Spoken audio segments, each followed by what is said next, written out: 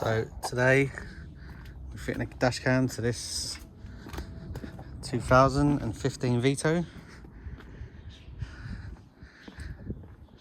and the dash cam I've chosen is this Wolfbox camera.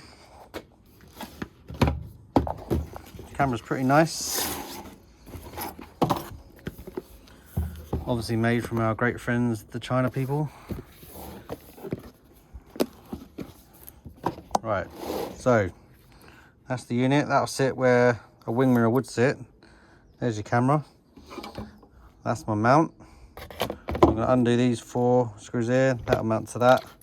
Then that'll mount to the windscreen. Then I've got my rear view camera, which has a reversing light, a reversing switch. So I'll plug it into reverse light. So when I turn the camera on, this will come on, and then I'll get my reverse lines, all that sort of jazz. And then I've got this kit here, which means I can hardwire it into the fuse box. And it also means it'll run on low power mode when the van's off. So I'll have 24-hour camera footage. Right, and the camera itself is going to fit under here. Luckily, on Vitos, there's already a bolt hole there. Right, I'm going to take this off as well. I want my mount. My mount for the camera is going to be here, and the camera will just sit here. So yeah, so I've taken this off so I can get the mount underneath. So it'll just look a better job. Alright, now you can see the camera's mounted. You're going to once you put your screws in, your holes in, take all the screws out, paint everything around there, and then put the screws back in. Right, you see there my little cutout.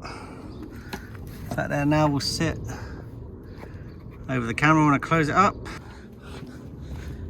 Paint it around the back and at the bottom so it won't rust, and yeah, you're away. And what I'm going to do is I'm going to feed a load of mastic into this as well, just to stop any water getting in. It can only help. Right, and there's the rear camera fitted. You can now see the cutout I needed to do. But yeah, it looks alright.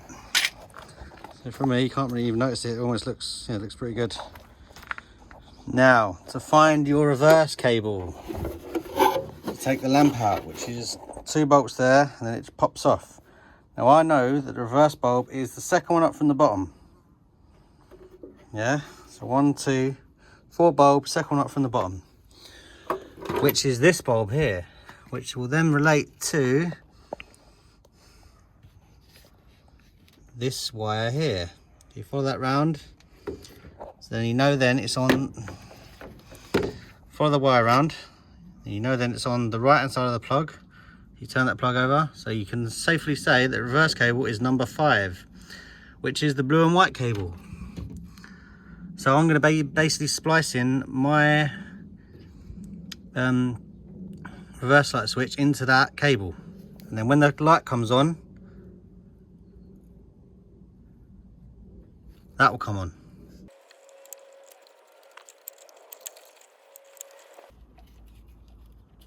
There she is. Okay.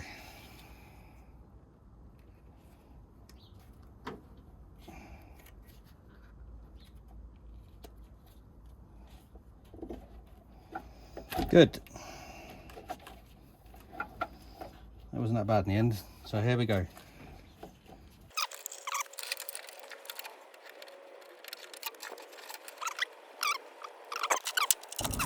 Right, what I'm now going to do is feed the reverse wire down the rubber boot that feeds the back light.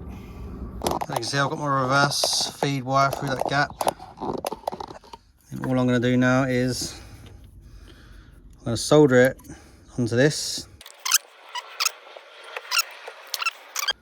Get my soldering iron. As I said, this bit of kit's really good. All portable, plug it all in together. It basically means I can just now solder wherever I am.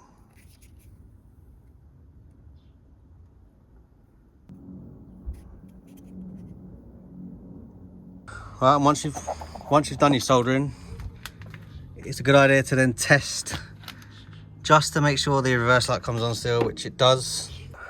Right, one problem on the Mercedes is that bolt that hole is not threaded, so I've just gone in there with a tap.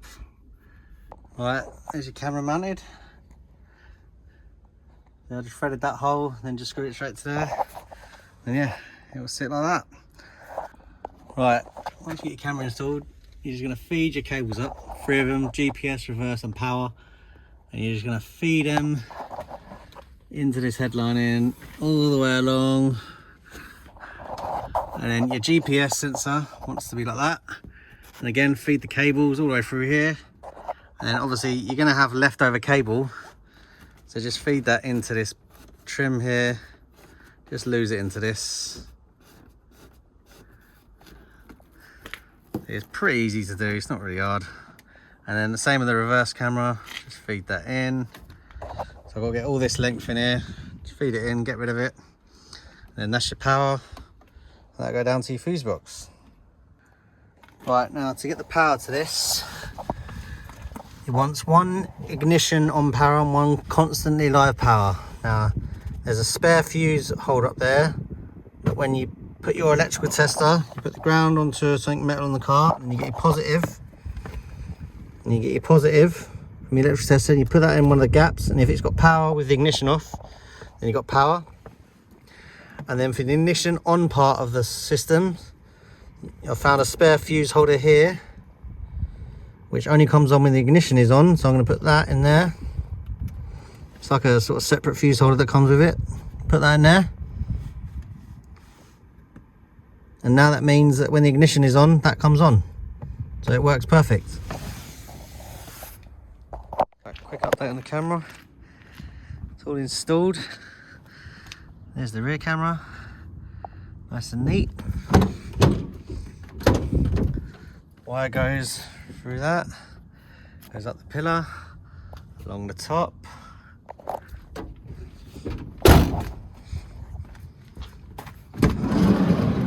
Along there, along the top here, goes into there, and then it goes along this seam here, down the pillar, and then there's the camera there, there's the GPS sensor, antenna, and there's the camera. And then wiring wise, the fuse box here, so we've got our ignition, and then we've got our constant live.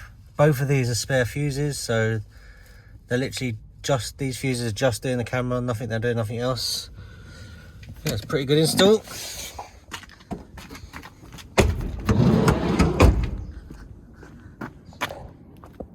The camera itself is very good. You come in here, turn the ignition on.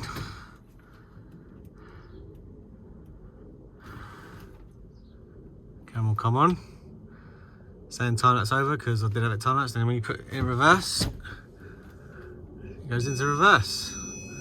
What more can you want? Out of reverse, comes out of reverse. Really good camera, I'm really happy with it. There's both cameras there. Yeah, good bit of kit, like it.